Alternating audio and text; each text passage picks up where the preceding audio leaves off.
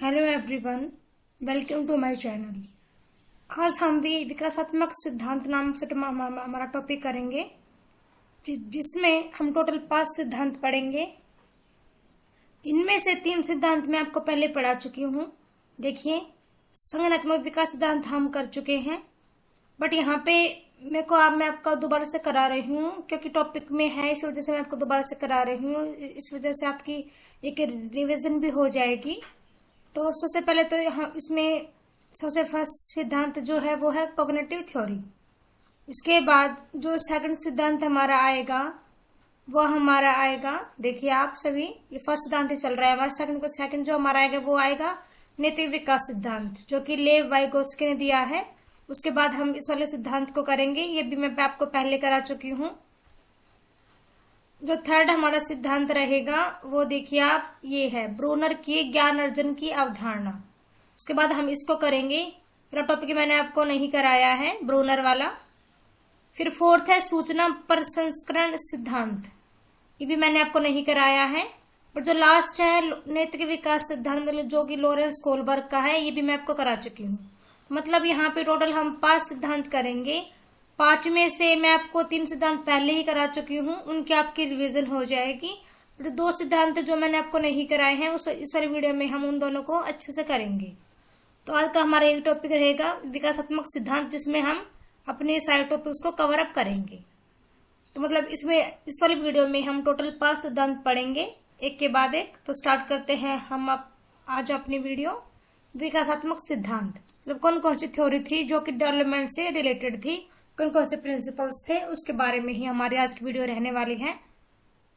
तो देखिए, सबसे पहले 20वीं शताब्दी के मध्य में अनेक विकासात्मक सिद्धांतों का, बहुत सारे सिद्धांतों का क्या हुआ, विकास हुआ, जिन्होंने मानव विकास के अध्ययन को औपचारिक विचारधारा के रूप में स्थापित किया। मतलब जो मानव का विकास था उनको उन्होंने एक औपचारिक विचारधारा के रूप में स्थापित कर दिया था।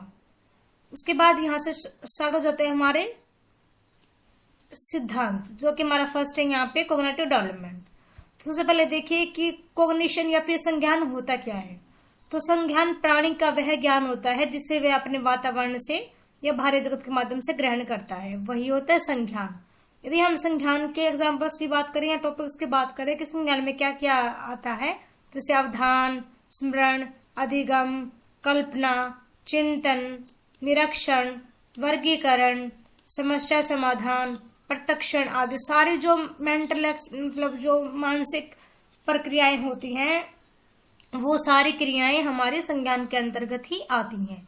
और ये सारी क्रियाएं जो होती हैं ये आपस में कोरिलेटेड होती है या अंतर संबंधित होती हैं।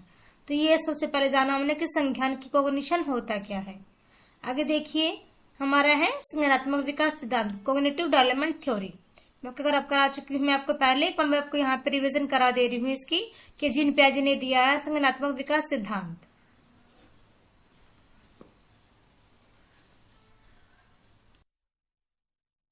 देखिए, सबसे पहले जो जीन पियाजे थे वो स्विट्जरलैंड के प्रसिद्ध मनोवैज्ञानिक थे, जिन्होंने की इंसान के संज्ञानात्मक पक्ष का भौतिक, क्रमबद्ध व वैज्ञानिक विवरण प्रस्तुत किया है। जीन पियाजे ने संज्ञानात्मक पक्ष पर बल देते हुए संज्ञानात्मक विकास सिद्धांत का प्रतिपादन किया। इसलिए जीन पियाजे को क्या कहा जाता है, उनको विकासात्मक मनोविज्ञान का जनक भी माना जाता है। इसके पीछे रीजन क्या है कि जो जीन पियाजे हैं वो विकासात्मक मनोविज्ञान के जनक क्यों हैं, क्योंकि देखिए यहाँ पे बताया गया है कि जीन पियाजे ने संज्ञानात्मक विकास सिद्धांत का प्रतिपादन किया है, इसी वजह से इनको विकासात्मक मनोविज्ञान का जनक भी माना जाता है। यदि हम विकासात्मक मनोविज्ञान की बात करें तो इसमें शुरू से लेके अंत तक, मतलब कि गर्भावस्था से लेके वृद्धावस्था तक की होने वाले विकास का अध्ययन किया जाता है। देखिए, पियाजे की थ्योरी में कुछ मेन मतलब कंसेप्ट्स है, कुछ अवधारणाएं हैं। इसमें फर्स्ट है स्कीमा। तो स्कीमा क्या होता है, देखिए, वातावरण द्वारा अर्जित संपूर्ण ज्ञान का संगठन ही स्कीमा है। मतलब जो भी हम अपने वातावरण से, हम अपने एनवायरमेंट से मतलब कि ग्रहण करते हैं, तो वो उन सब का जो एक संगठन होता है, जब उनका एक कंप्लीट जो एक मतलब रूप होता है, उसको ही हम स्कीमा कहते हैं। जैसे कि स्कीमा ज्ञान की श्रेणी है जो हमें दुनिया की व्याख्या और समझने में मदद करती है। मतलब कि कैसे हम दुनिया की व्याख्या करें, कैसे हम दुनिया को समझें, तो वही हमारे ज्ञान की एक श्रेणी जो सीरीज होती है वही हमारी स्कीमा होती है। यहाँ पे मैं एज ए रिविजन लेके चलूंगी इन वाले टॉपिक्स को, क्योंकि मैं इनको सेपरेट सेपरेट करा चुकी हूँ इसी वजह से। तो सेकंड है यहाँ पे अनुकूलन, मतलब कि अडेप्टेशन। तो ये क्या होती है, प्याजे ने इसको एक मौलिक जैविक प्रक्रिया के रूप में देखा है। प्याजे क्या कहते हैं कि आवास और अनुकूलन प्रक्रिया के दो पहलू होते हैं। थर्ड है आत्मीकरण या समावेशन, मतलब कि एसिमुलेशन। वो क्या होता है, समस्या समाधान के लिए अपने पूर्व अनुभवों, विचारों तथा अवधारणाओं का सहारा लेना ही क्या कहलाता है, वो आत्मीकरण कहलाता है या फिर समावेशन, एसिमुलेशन कहलाता है। हमारे पहले से मौजूद, मतलब जो जानकारी हमको पहले से मौजूद हमारे माइंड में मौजूद नहीं है, जानकारी को लेने की प्रक्रिया, मतलब कि जो हमको इन्फॉर्मेशन नहीं है, यदि हम उनको ले रहे हैं जानकारियों को, तो उनको ही स्कीमा के रूप में हम जानते हैं और उनको ही हम आत्मीकरण के रूप में जानते हैं। तो नेक्स्ट है यहाँ पे समायोजित समझन या समायोजन, एकोमेंडेशन।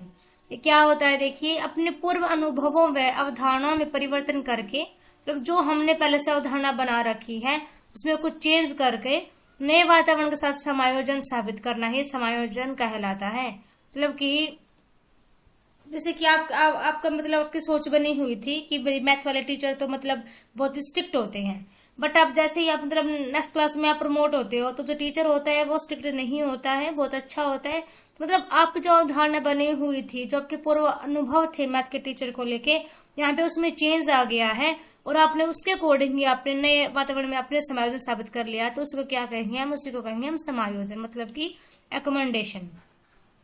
यही होता है। नेक्स्ट देखिए, नेक्स्ट है संतुलन। संतुलन वही इक्विलिब्रेशन, क्या होता है कि जब जिसके द्वारा आत्मीकरण व समायोजन के बीच संतुलन स्थापित किया जाता है, अर्थात पुराने विचारों और नई अवधारणाओं के बीच संतुलन स्थापित करना ही हमारा संतुलन कहलाता है। और प्याजे का क्या मानना था कि सभी बच्चे आत्मसात और आवास के बीच संतुलन बनाने की कोशिश करते हैं।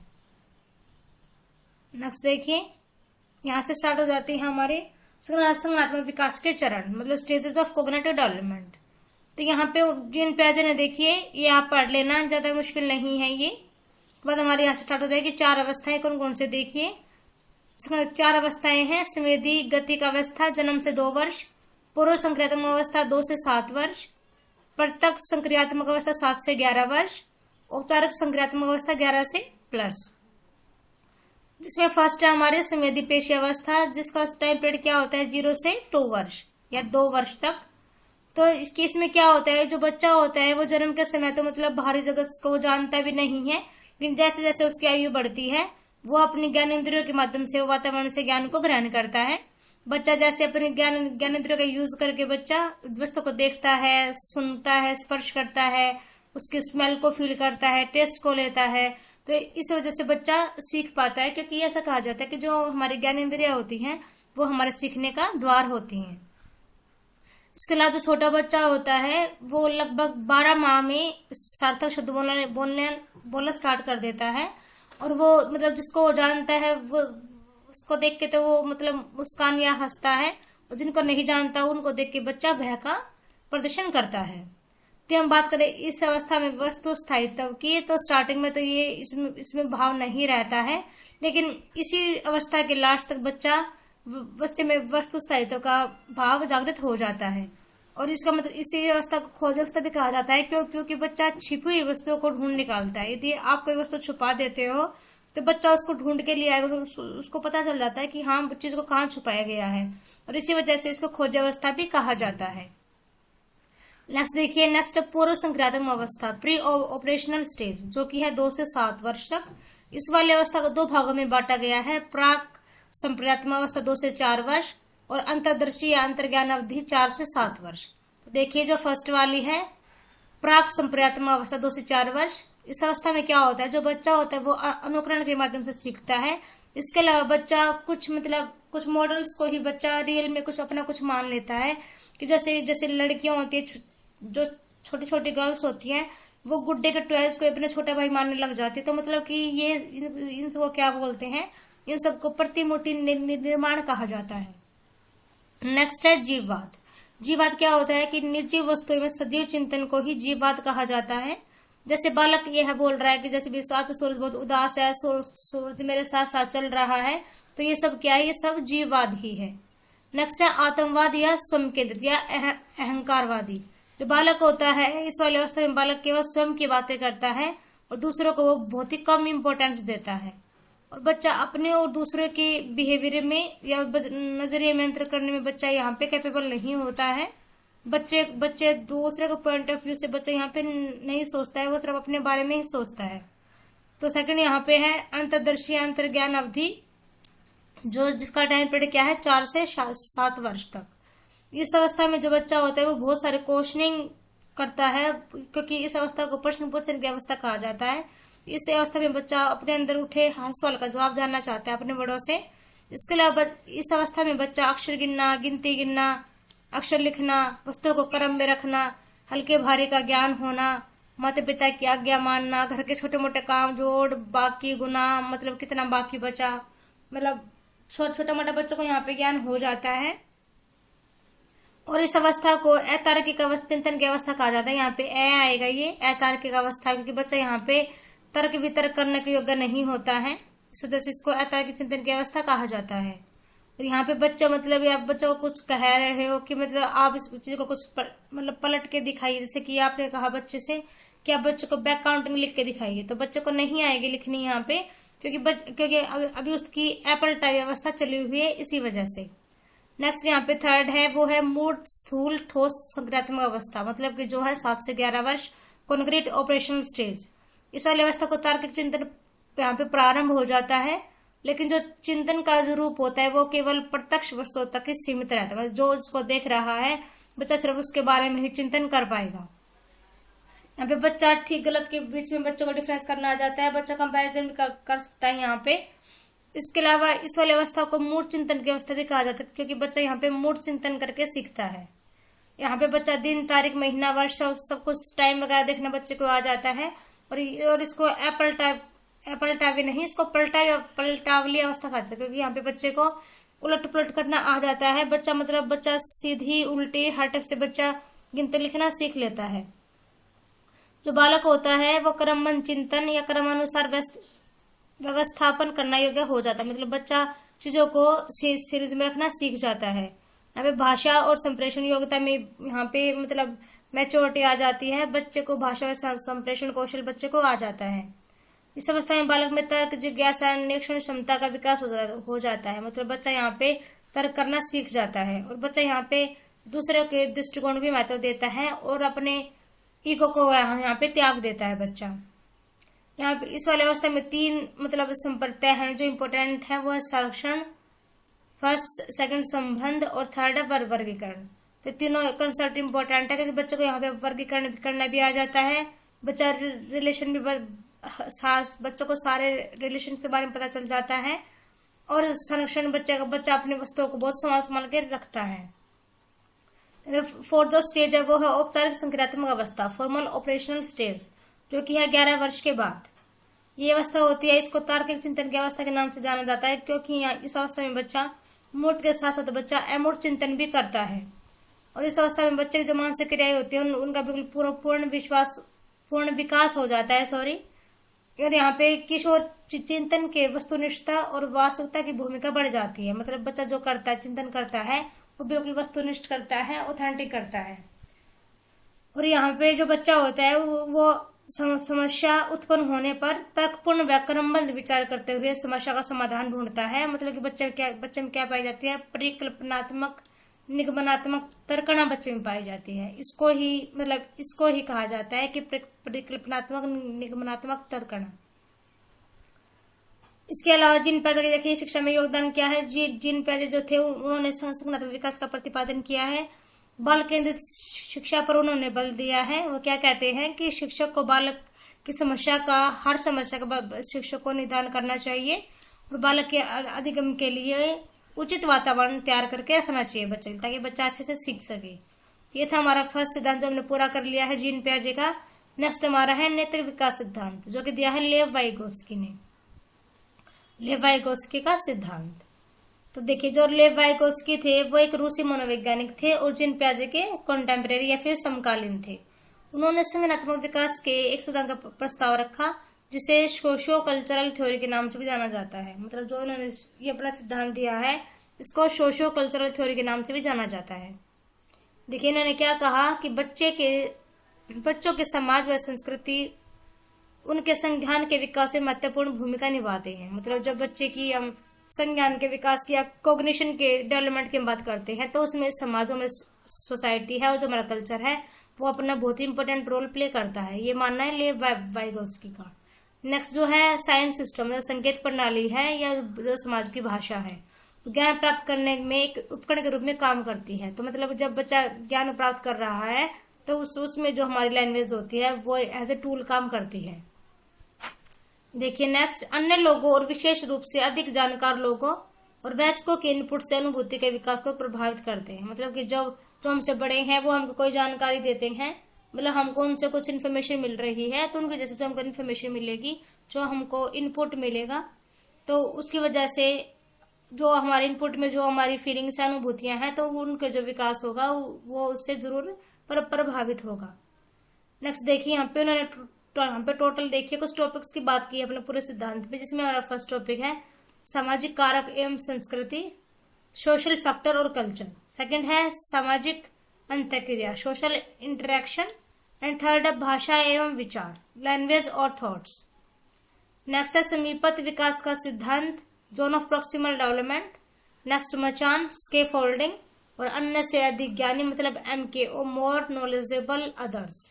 तो देखिए यहाँ पे 1 2 3 4 5 6 टोटल मतलब 6 टॉपिक्स की बात की है और इन्हीं को हम थोड़ा डिटेल में पढ़ेंगे इनके सिद्धांत में। मैं आपको पहले भी करा चुकी हूँ इसलिए मैं थोड़ी स्पीड में चल रही हूँ क्योंकि आज रिविजन चल रहा है, ये सब हमारा इसी वजह से। तो फर्स्ट टॉपिक था हमारा यहाँ पे सामाजिक कारक एवं संस्कृति। तो वाइगोत्स्की का क्या मानना है कि बालक के विकास पर सामाजिक कारकों का प्रभाव पड़ता है और इसी वजह से वाइगोत्स्की को सामाजिक रचनावादी कहा जाता है और इनके सिद्धांत को सामाजिक रचनावाद के नाम से जाना जाता है। इसके अलावा वाइगोत्स्की ने क्या कहा कि सामाजिक कारकों के अलावा कुछ सांस्कृतिक कारक भी होते हैं जो हमारे विकास को प्रभावित करते हैं। तो इसी वजह से इनके सिद्धांत को सामाजिक सांस्कृतिक सिद्धांत के नाम से भी जाना जाता है। यही रीजन है कि इनके सिद्धांत को सोशियो कल्चरल थ्योरी का नाम दिया गया है। नेक्स्ट टॉपिक देखिए सामाजिक अंतःक्रिया, मतलब कि सोशल इंटरेक्शन। वाइगोत्स्की क्या कहते हैं कि बच्चा जो सीखता है वो सामाजिक अंतःक्रिया के माध्यम से सीखता है, अर्थात बालक का जो विकास होता है वो अंतः व्यक्तिक सामाजिक परिस्थिति में संपन्न होता है। मतलब कि इंटरपर्सन, जब बच्चा और को साथ वार्तालाप करता है तो उसी कंडीशन में बच्चा बहुत अच्छे से सीखता है। आपने भी देखा होगा यदि आप इकट्ठे बैठ के पढ़ते हैं तो जो आप सीखते हो वो आप बहुत ही अच्छा ही सीखते हो। नेक्स्ट है भाषा एवं विचार, लैंग्वेज और थॉट्स। आपने देखा होगा जन्म से 2 वर्ष के जो बच्चे होते हैं वो सोशल स्पीच कैसे करते हैं। शिशु अपने हाव भाव छोटे छोटे शब्दों के माध्यम से सामाजिक अंतःक्रिया करते हैं। मतलब बच्चे छोटे छोटे वर्ड्स बोलते हैं 2 साल तक, 2 वर्ष तक, और उन्हीं के माध्यम से बच्चा सोशल स्पीच करता है। नेक्स्ट देखिए 3 से 6 वर्ष में बच्चा क्या करता है। इसमें बच्चा प्राइवेट स्पीच करता है। इसमें बच्चा भाषा का प्रयोग केवल सामाजिक बात करने के लिए ही नहीं बल्कि अपने बिहेवियर को भी वो डायरेक्शन देता है और इसी वजह से इसको आंतरिक संभाषण कहा जाता है या निजी संभाषण भी इसको कहते हैं, प्राइवेट स्पीच। इसमें बालक भाषा की अभिव्यक्ति बाहरी रूप से करके अपने आप से बातचीत करता है। जैसे आपने देखा होगा छोटे बच्चे बोलते हैं अपना नाम लेके कि जैसे किसी का नाम मतलब मानिए कि आप लीशा है तो क्या बोलेगा, आज लीशा ये करेगी, आज लीशा खाना खाएगी, अब लीशा नहाएगी, अब लीशा सोएगी। तो मतलब बच्चा खुद से बात करता है, बाहरी रूप से अपने आप से ही बातचीत करता है। इसको कहते हैं प्राइवेट स्पीच। पियाजे ने इस अवस्था को आत्म केंद्रित कहा है कि बच्चा सिर्फ सेल्फ सेंटर्ड होता है, बच्चा खुद के बारे में बात करता है, इसीलिए प्राइवेट स्पीच इसको कहा जाता है। नेक्स्ट देखिए 7 वर्ष से साइलेंट इनर स्पीच। इसमें बालक भाषा की अभिव्यक्ति बाहरी रूप से ना करके चुपचाप अपने आप से बातचीत करता है। मतलब पहले तो बच्चा खुद से बोल के बात कर रहा था, बट 7 साल के बाद बच्चा अंदर अंदर सोचता है, बाहरी रूप से कुछ नहीं बोलता है, लेकिन वो अंदर अंदर चिंतन करता है, सोचता रहता है। जो 3 से 6 वर्ष की आयु में किया जो आंतरिक संभाषण चिंतन था, जो इनर स्पीच था, वो अब क्या हो गया है, जो इनर स्पीच नहीं सॉरी वो था यहाँ पे प्राइवेट स्पीच। तो प्राइवेट स्पीच था, अब वो यहाँ पे आंतरिक संभाषण मतलब कि इनर स्पीच का यहाँ पे रूप ले लेता है वो। वैगोत्स्की के अनुसार शुरुआत में भाषा और चिंतन अलग अलग होते हैं, लेकिन बाद में यह दोनों एक दूसरे पर क्या हो जाते हैं, डिपेंड हो जाते हैं। नेक्स्ट देखिए, नेक्स्ट यहाँ पे समीपस्थ विकास का सिद्धांत मतलब कि जोन ऑफ प्रॉक्सिमल डेवलपमेंट, बच्चे के द्वारा स्वतंत्र रूप से किया जा सकने वाला कार्य। मतलब एक तो बच्चा खुद से कुछ कार्य कर रहा है और एक सहायता के साथ करने वाले कार्य बीच का जो डिफरेंस होता है उसको ये कहते हैं जोन ऑफ प्रॉक्सिमल डेवलपमेंट, समीपस्थ विकास का सिद्धांत। ये देखिए यहाँ पे क्या है कि बच्चा कह रहा है व्हाट कैन आई डू, मैं क्या कर सकता हूँ, and what I can do, और मैं क्या नहीं कर सकता। तो बीच में जो हेल्प मिल रही है उसके बीच में जो डिफरेंस रह गया है वही है zone of proximal development, ZPD। ये मैं आपको बता चुकी हूँ, अभी मैंने आपको बताया है zone of proximal development. Next है मचान, स्केफोल्डिंग। स्केफोल्डिंग क्या होता है कि जब एक वयस्क बच्चे के निष्पादन को सहयोग द्वारा विस्तारित करता है, मतलब कोई बड़ा है वो हेल्प करके आपको मतलब कुछ काम करने के लिए वो आपको मोटिवेट कर रहा है, तो उसको ही कहेंगे मचान, स्केफोल्डिंग। जैसे कि मानिए कि आप साइकिल चलाना सीख रहे हो और पीछे से आपके पेरेंट्स ने पकड़ रखा है, वो आपका सहयोग कर रहे हैं कि आप साइकिल सीख जाओ, कि आप निष्पादन करना सीख जाओ, आप काम करना सीख जाओ, तो वो आपका सहयोग करके वो आपको कुछ सिखाना चाहते हैं, तो इसे ही कहेंगे आप स्केफोल्डिंग। यह एक तकनीक है, वह एक सहायता है जिसके द्वारा बालक को कौशल में प्रवीण किया जाता है। मतलब कि यदि आपको मचान मतलब स्केफोल्डिंग आपको टाइम मिलती रही तो आप साइकिल चलाना आपको अच्छे से आ जाएगा, आप उसमें प्रवीण हो जाओगे। नेक्स्ट है अन्य से अधिक ज्ञानी, MKO, मोर नॉलेजेबल अदर्स। इसमें क्या होता है कि जो हमारे बड़े होते हैं वो हमसे MKO होते हैं, मतलब कि मोर नॉलेज वो हमसे रखते हैं ज्यादा, और एक ऐसा व्यक्ति जो अधिक ज्ञान, कौशल व जानकारी रखता है तथा जो सामने वाले को कौशलों में प्रवीण करने के लिए निर्देश व सहायता दे सकता है, वही होता है MKO, अन्य से अधिक ज्ञानी। तो हमारे यहाँ पे 2 सिद्धांत पूरे हो गए हैं। थर्ड है हमारे यहाँ पे, ये मैंने आपको नहीं कराया था पहले, हम इसको अभी कर रहे हैं। तो थर्ड है हमारा ब्रूनर की ज्ञान अर्जन की अवधारणा। देखिए, अमेरिकी विकासात्मक मनोवैज्ञानिक जिसने वाइगोत्स्की के विचारों को पश्चिमी विद्वानों के बीच पहुंचाया, मतलब कि जो ब्रूनर थे वो अमेरिकी विकासात्मक मनोवैज्ञानिक थे, और इन्होंने वाइगोत्स्की के जो विचार थे उन्होंने वाइगोत्स्की के विचारों को वहां से लेके उनसे ग्रहण किया और उसको पश्चिमी जो विद्वान थे, जो स्कॉलर्स थे, उनके पास उन्होंने पहुंचा दिया। उन्होंने पियाजे के अनेक विचारों के लिए और उन्हें वाइगोत्स्की के सिद्धांतों के साथ मिलाकर, मतलब उन्होंने पियाजे के बहुत सारे थॉट्स को ग्रहण किया और उनको वाइगोत्स्की के सिद्धांतों के साथ मिक्स करके उन्होंने ज्ञानार्जन टोटल 3 रूप हमको बता दिए। देखिए, फर्स्ट क्या है, निष्क्रियता प्रतिनिधित्व। इसमें क्या होता है कि ज्ञान आधारित निष्क्रियता अथवा जाने की चीजें कैसे की जाएं, मतलब कि जो ज्ञान हम ले रहे हैं, तो मतलब ज्ञान लेने के लिए हम चीजों का कैसे यूज करें, कैसे हम उनसे ज्ञान को ग्रहण करें, तो ये सारी बातें इसमें आ जाएंगी फर्स्ट में हमारी। सेकेंड है सांकेतिक ज्ञान, मतलब कि दृश्य आकृतियों के अंकन के माध्यम से प्रतिनिधित्व परक ज्ञान पर आधारित, मतलब कि जैसे आपको कुछ आकृतियां दिख रही हैं तो आप उनको मतलब उनके अंकन के माध्यम से, मतलब आप उनके मार्क्स दे रहे हैं, मतलब आप उनको नंबरिंग कर रहे हैं, उसके माध्यम से आप अपने ज्ञान पे जो बेस रहता है वो सारा हमारा सांकेतिक ज्ञान के अंदर आ जाएगा। एंड थर्ड है हमारा, ये देखिए पहले दर्श प्रतिमान, जो कि भाषा पर आधारित तथा संस्कृति द्वारा संक्रमित, मतलब कि जो हमारे लैंग्वेज पर डिपेंड है और जो हमारे कल्चर से इफेक्टेड है वो हमारा दर्शा प्रतिमान में आ जाता है। ये देखिए, इसके अलावा जो ब्रूनर ने लर्निंग मोड्स बताए हैं वो 3 हैं। कौन कौन से देखिए, इनएक्टिव मोड क्या होता है, जिसमें बच्चा प्ले विद बुक करता है, प्लेइंग करता है बच्चा, लर्न थ्रू मूवमेंट और एक्शन के थ्रू बच्चा यहाँ पे सीखता है। सेकेंड है आइकॉनिक, इसमें क्या होता है, लर्न थ्रू इमेज और आइकन्स, मतलब जो बच्चा होता है वो पिक्चर्स को देखता है, look at the pictures and icons and then students learn things, so बच्चा सीखता है। नेक्स्ट थर्ड जो है वो है सिंबॉलिक, मतलब कि लर्न थ्रू एब्स्ट्रैक्ट सिंबल्स, तो जो बच्चा होता है वो रिसर्च के माध्यम से एब्स्ट्रैक्ट सिंबल के माध्यम से बच्चा सीखता है और इसके माध्यम से बच्चे को लर्न करना आ जाता है। तो ये लर्निंग मोड्स बताए हैं ब्रूनर ने 3, तो इनको भी आप थोड़ा एक बार देख लेना। इसके अलावा ब्रूनर का क्या मानना था कि बालक को इस प्रकार से पढ़ाया जाए कि वे स्वयं ज्ञान की संरचना कर सके। मतलब कि ब्रूनर का क्या मानना था कि जो बच्चा है उसको आप ऐसे पढ़ाइए कि बच्चा खुद से ज्ञान को कंसेप्ट करने की कोशिश करे, वो अपनी जो नॉलेज है उसको वो खुद से उसको वो ज्यादा इंक्रीज करने की उसको कोशिश करे। जो भी विषय उन्हें पढ़ाए जाए उसकी मूल प्रकृति व संरचना से बालकों को अवगत कराया जाए। मतलब कि जो भी आप बच्चे को पढ़ा रहे हैं, जो मतलब कि जैसे मानिए कि आपने बच्चे को मतलब मोनूमेंट्स के बारे में पढ़ा रहे हैं, तो बच्चे को उसकी मतलब उसके नेचर के बारे में आप उसकी कंस्ट्रक्शन के बारे में आप बच्चे को बताइए ना। पहले इधर बच्चे को ऐसे बताएंगे तो इससे क्या होगा कि जो सीखना है वो सरल हो जाएगा, मतलब जो लर्निंग है वो बच्चे के लिए बहुत ईजी हो जाएगी। बच्चा उसमें इंटरेस्ट लेके पढ़ेगा, बच्चा रुचि के साथ बच्चा अधिगम करेगा। यदि बच्चा ऐसे सीख रहा है तो जो ज्ञान होता है वो स्थायी होगा, मतलब लंबी ड्यूरेशन के लिए बच्चे के माइंड में सेट हो जाएगा बिल्कुल। और जो ऐसा ज्ञान होता है वो अधिगम स्थानांतरण में भी सहायक होता है। मतलब कि जैसे कि आपने जैसे कि सोचिए कि आपने 5th क्लास में सीख लिया कि जैसे मोन्यूमेंट्स क्या होते हैं, तो यदि आपका ज्ञान अच्छा था, ज्ञान स्थायी था, आपने इंटरेस्ट लेके सीखा है, तो आपका जो ये ज्ञान है ये ज्ञान आपके इन फ्यूचर में काम आएगा। जो आपकी लर्निंग आपने की थी उसका स्थानांतरण हो गया आपके नेक्स्ट क्लास में, आपके साथ साथ वो आपके चलता रहेगा आपके फ्यूचर तक। यही होता है अधिगम स्थानांतरण।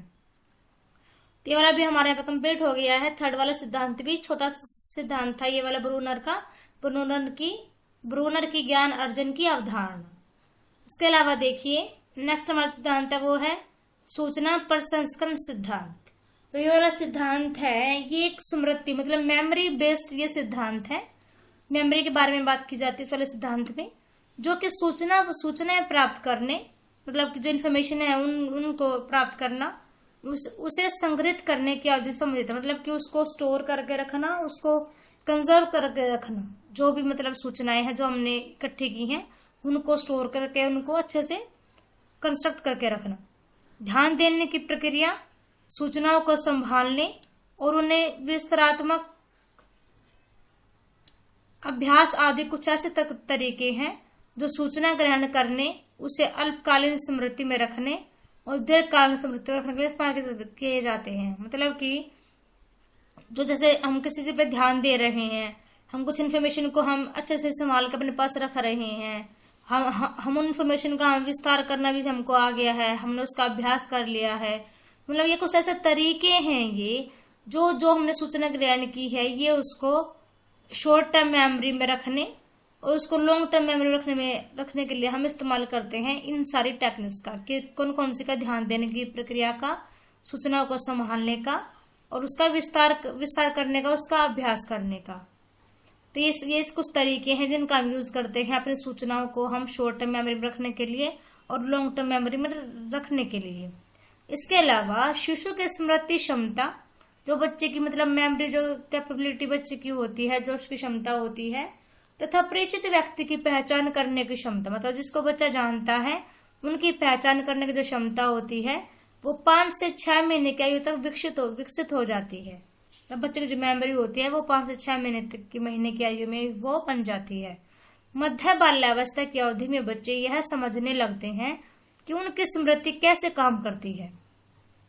मतलब कि जब हम बात करें तो चाइल्डहुड की, जो मिड चाइल्डहुड होता है उस अवधि में जो बच्चे होते हैं उनको पता चल जाता है कि कैसे हम अपनी मेमोरी को मतलब हम यूज करेंगे। तो उसको ही कहा जाता है मेटा मेमोरी या मेटा मेमोरी हम उसको कहते हैं। जब उन्हें अनेक सूचनाएं एक साथ प्राप्त होती हैं वे ऐसे तरीके विकसित कर लेते हैं जो सूचना को संग्रहित करने और स्मृति भंडार में सूचना का व्यवस्थित रूप से संभाल कर रखने में मदद करते हैं।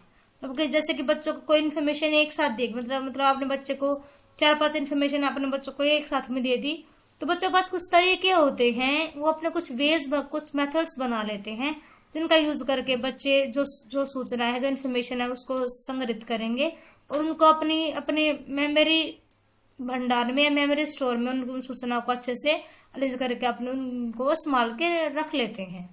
और भाषा विकास के कारण ही यह संभव हो पाता है कि यदि आपका मतलब लैंग्वेज डेवलपमेंट आपकी अच्छी है तो तभी आप ऐसा कर पाएंगे, अदरवाइज आप ऐसा नहीं कर पाएंगे। तो ये था हमारा सूचना प्रसंस्करण सिद्धांत जो बहुत इजी था और बहुत छोटा सा टॉपिक था। तो आई होप कि आपको समझ में आ गया होगा। नेक्स्ट और लास्ट सिद्धांत हमारा है नैतिक विकास सिद्धांत, जो कि लॉरेंस कोलबर्ग का सिद्धांत है, moral development theory of Kohlberg. देखिए सबसे पहले मानते हैं कि नैतिक विकास होता है क्या है। तो नैतिक विकास आप सबको पता है क्या होता है, मोरल डेवलपमेंट।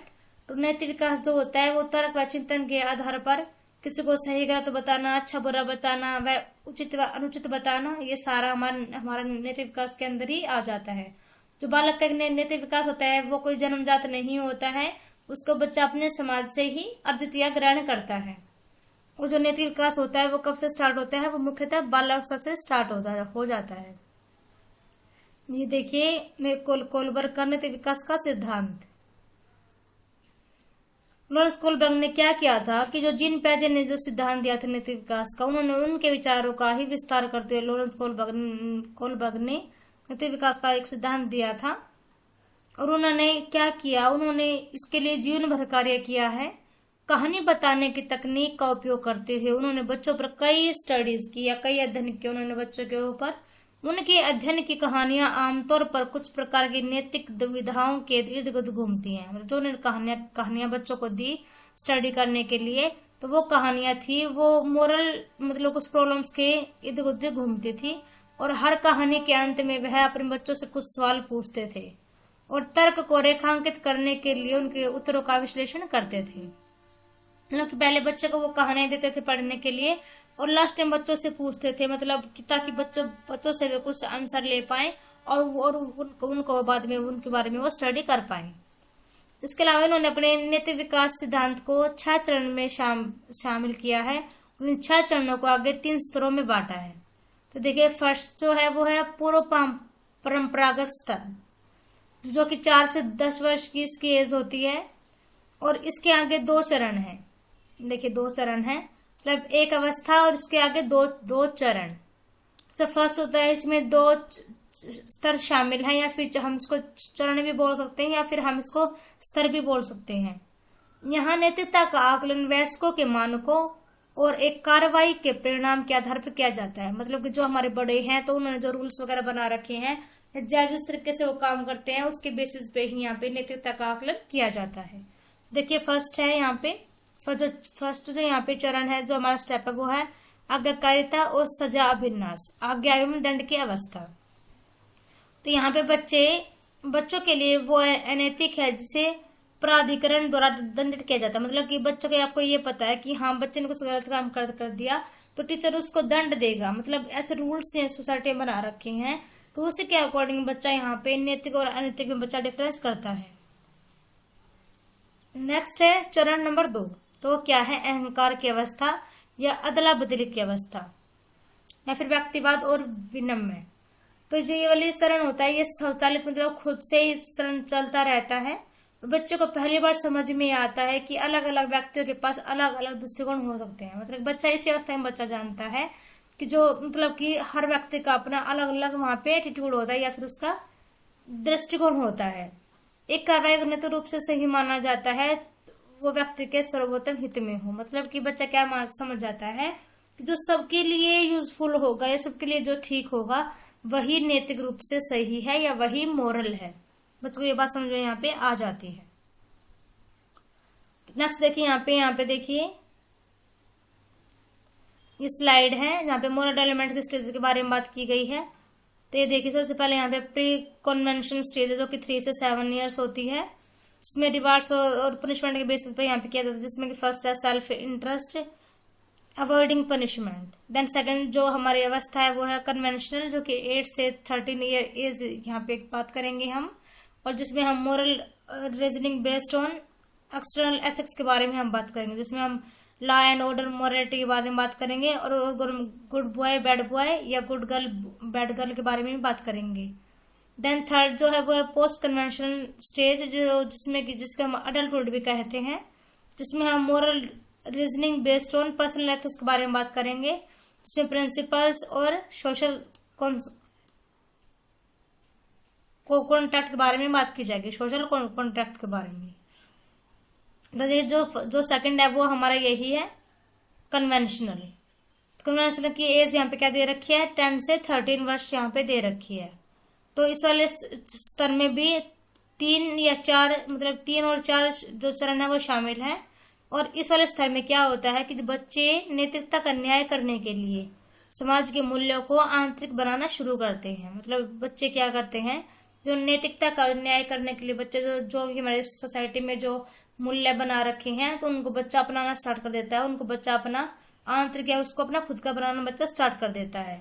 तो इसमें फर्स्ट जो हमारा चरण है वो चरण नंबर 3 है ये, जो कि है किस नाम से, अच्छा पारंपरिक संबंध या प्रशंसा की अवस्था। नैतिक मूल्यों को पहचानने के संदर्भ में अभिनेता का इरादा अधिक महत्वपूर्ण होता है। मतलब कि नैतिकता को हम कैसे पहचाने, तो इसके लिए मतलब हमारा जो इरादा होता है वो बहुत ही इंपॉर्टेंट होता है यहाँ पे। यदि बच्चे का इरादा दूसरों की सहमति या समाज की स्वीकृति हासिल करने का है तो अभिनेता को नैतिक रूप से सही माना जाएगा। यदि बच्चा चाहता है कि बच्चा उस तरीके से काम करे जिससे दूसरों की भी सहमति हो या जिसको दूसरा भी स्वीकार कर सके, तो ऐसा यदि कोई बच्चा कार्य कर रहा है तो मतलब कि वह नैतिक रूप से ठीक है, मतलब कि उसको प्रशंसा मिलेगी। अगर वो ऐसा काम नहीं करेगा तो मतलब कि ये ऑब्वियस सी बात है कि हाँ भी उसका अपमान किया जाएगा। लेकिन यदि बच्चा ऐसा समाज के अकॉर्डिंग कार्य कर रहा है कि जो सारे काम समाज को पसंद है, तो दैट मीन्स क्या है कि बच्चे की प्रशंसा की जाएगी और बच्चे का अच्छा पारंपरिक संबंध वहां पे हमको देखने को मिलेगा। नेक्स्ट जो है वो है हमारा चरण नंबर 4, सामाजिक व्यवस्था बनाए रखना या सामाजिक व्यवस्था के प्रति सम्मान की अवस्था।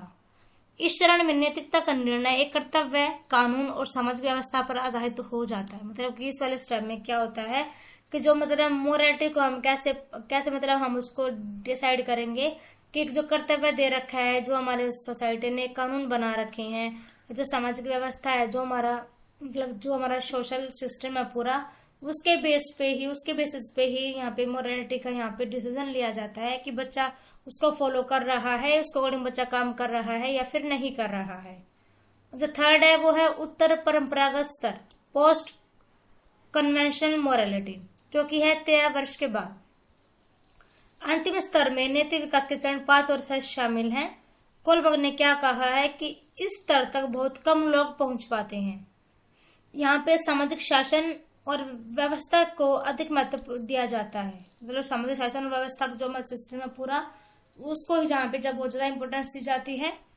व्यक्तिगत न्याय नैतिकता बुनियादी मानवाधिकारों और न्याय पर आधारित होती है। मतलब जो व्यक्तिगत न्याय होता है, जो पर्सनल जो हम जस्टिस की बात करते हैं, तो वो नैतिकता बुनियादी जो मानव अधिकार बनाए गए हैं वो और न्याय पर वो बेस रहती है। हमारा पर्सनल जस्टिस जो होता है वो। तो 5th है वो है हमारा चरण नंबर 5, सामाजिक अनुबंधन और व्यक्तिगत अधिकार, मतलब सामाजिक समझौते की अवस्था। इस चरण में व्यक्ति या बच्चा समझता है कि विभिन्न लोग और समुदाय अलग अलग विचार और कानून रख सकते हैं। बच्चा क्या मानता है कि मतलब हर जो इंसान है या हर जो कम्युनिटी है, उन सब के कानून और उन सब के विचार जो होते हैं वो डिफर होते हैं, अलग अलग होते हैं। समाज के कानून कठोर नियम नहीं है। बच्चा क्या मानता है कि जो समाज के नियम है वो कोई कठोर नियम नहीं है, बल्कि हम उसको मतलब ना भी अपनाए तो इसमें कोई वो चीज मतलब कोई यहाँ पे कहे तो हम मतलब हमारी कोई मजबूरी नहीं है उसको अपनाने की। और इन्हें समाज के समय और आवश्यकता में बदलना चाहिए। बच्चा क्या मानता है कि यदि हमें अपने टाइम और नीड के बेसिस पे हम उसमें कुछ चेंज भी ला सकते हैं। अपने समाज के नियम और कानूनों में हम उसको चेंज भी कर सकते हैं according to time and need. जो 6th है, जो चरण नंबर 6 है वो क्या है, यूनिवर्सल प्रिंसिपल, सार्वत्रिक नीतिपरक सिद्धांत उन्मुखता। तो देखिए इसमें क्या होता है, जो व्यक्ति होता है वो नैतिकता को कुछ सार्वभौमिक सिद्धांतों के आधार पर मतलब कि कुछ सार्वभौमिक जो यूनिवर्सल कुछ प्रिंसिपल्स बना रखे हैं या कुछ जो यूनिवर्सल थ्योरीज हैं उनके बेसिस पे ही बच्चा व्यक्तिगत न्याय का यहाँ पे निरीक्षण करता है या फिर नैतिकता का यहाँ पे वो निरीक्षण करता है, जो कि समाज के नियमों और विनियमों से परे हो। मतलब कि जो समाज से हटके हों, जो समाज ने नियम बनाए हैं उनसे हटके जो नियम बना रखे हैं, जो यूनिवर्सल जो थ्योरीज है या जो यूनिवर्सल जो सिद्धांत है उसके बेसिस पे ही बच्चा यहाँ पे नैतिकता की बात करता है। तो ये टॉपिक हमारा आज का हो गया है, काफी बड़ा टॉपिक था, बट मैंने यहाँ पे आपको 3 जो प्रिंसिपल्स थे या 3 जो थ्योरी थे वो तो मैंने आपको एज ए रिविजन ही कराई है। आई होप कि आपको समझ में आ गया होगा। आज मैं क्विक रिवीजन नहीं करा रही हूँ क्योंकि पहले ही मैंने 3 टॉपिकों की रिवीजन यहाँ पे मतलब आपको करा दी है, बट बड़ा टॉपिक था, वीडियो बहुत बड़ी चली गई है, इसी वजह से मैं आपको आज क्विक रिवीजन नहीं करा रही हूँ। एक बार आप वीडियो को यदि आप इसी वीडियो को 2 से 3 बार देख लेते हैं तो आपको बिल्कुल कंटेंट बिल्कुल साफ आपके माइंड में छप जाएगा, क्योंकि मैंने यहाँ पे बहुत इजी वे में इसको समझाने की कोशिश की है। तो आई होप कि आपको कंटेंट समझ में आ गया हो, क्योंकि मैं इसको पहले भी आपको करा चुकी हूँ। मैंने आपको इन 5 में से 3 सिद्धांत मैं आपको पहले भी करा रखे हैं, और वो भी अलग अलग वीडियोज में। तो आई होप कि आपको कंटेंट समझ में आ गया हो आज का, और आपके लिए हेल्पफुल रहे। यदि आपको कंटेंट पसंद आ रहा है तो प्लीज वीडियो को लाइक कर दीजिएगा, क्योंकि मेरे को बार बार कहना अच्छा नहीं लगता है। यदि आपके लिए हेल्पफुल रह रहा हो तो प्लीज लाइक कर देना, वीडियो को शेयर कर देना, और हमारे चैनल को सब्सक्राइब कर देना। Thank you everyone, thanks for watching.